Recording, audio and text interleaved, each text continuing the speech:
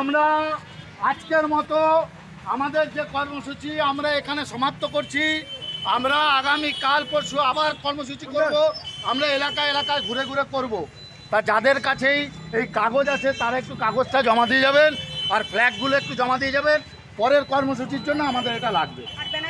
অনেক অনেক ধন্যবাদ সবাইকে।